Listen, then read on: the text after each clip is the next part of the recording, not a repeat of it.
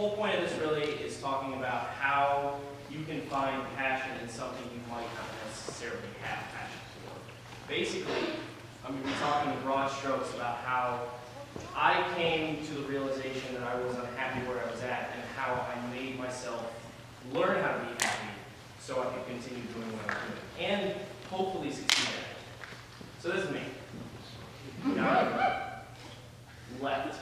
So I am an industrial designer, third year with this pen can for art, which basically means like I've always really liked to draw. I'm just gonna throw away this hat. I always really liked to draw, and like I really liked making visual things, like making a visual language and just showing people like what I thought the world looked like.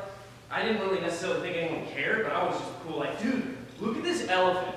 This thing is sweet. And they're like, so while other people on the playground, I was drawing SpongeBob characters, doing all that jazz. And what that meant is that I went to high school and cut my bangs a little bit. They stayed there for a little while. I think I figured out what a haircut was when I was a sophomore. So like I tried sports for a year, and then everyone says like, Evan, you're not good at this. I'm like, okay, fine. And so then I decided to be an artist, or like just pursue art more seriously. I like took serious art classes. I studied the visual language as much as I could. Studied like form, color, shape, all that stuff, just because it was like freaking awesome for me. And like I learned art history and stuff, and I started out doing stuff like this. This is from freshman year of high school when I was like super pumped on it, trying real hard to like make a name for myself, like become a serious artist, because I thought that's what I wanted to do. I thought that was like what life's direction was for me. And you can tell the line work's a little shitty, it's kind of sloppy, and there's that big white space right there that I still notice. But like I was getting somewhere. And as I developed as an artist, I got a little better. I took a lot of classes, I like just grew my knowledge base basically. I think I drew this when I was in New York visiting. No, I was just in New York with my family for some reason. We went to the Museum of Modern Art and I saw this like cool Japanese exhibit and I was like, what if I just made a duck? So I made a duck.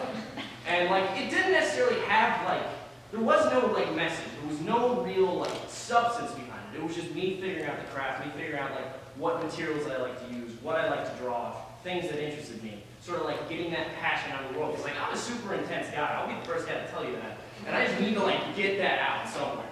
So that's what this did. So it came time to apply to college.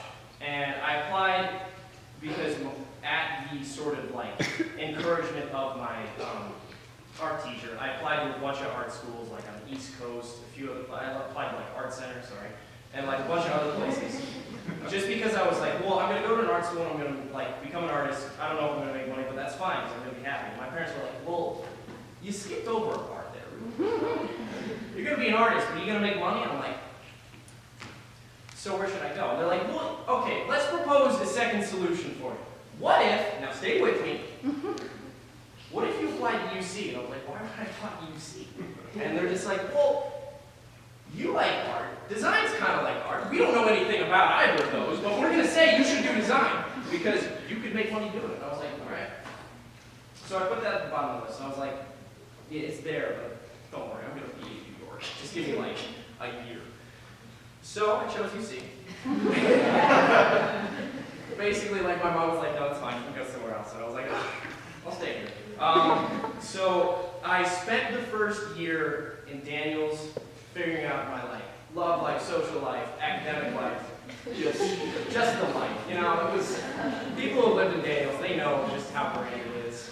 My first year sucked. Like I was miserable. I was like doing work I already knew what to do, and I was trying to tell people I already knew what to do, and they're like, Evan, shut up, you don't know what you're talking about. I'm like, okay, fine. So like I wanted, yeah, like I made things like this. I started trying to like pivot into my own version, like make it a little weird, make it a little more evident. Like I always wanted to inject my personality into things. I never really wanted to learn the design process. It was resist, resist, resist, resist. Because I thought, they don't know what I want, they don't know what I want to do, they don't understand me.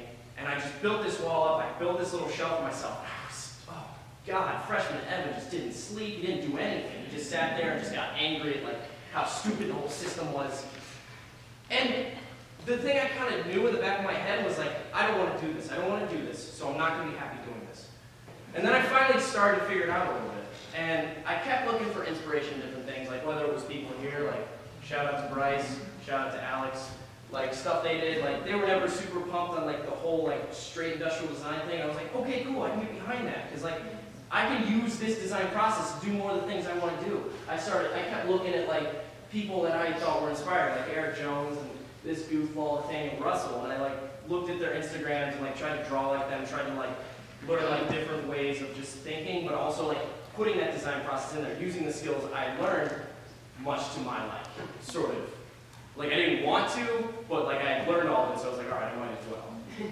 And so eventually I went to New York and like I realized I can't do things I'm not passionate about. Like that's been like a thing. I just never, like you go to college and you like learn things about yourself, I think that's the goal. But like I realized, like people say that, but like if I didn't finish, I got to like Life Scout when I was a Boy Scout, but I didn't finish because I didn't care.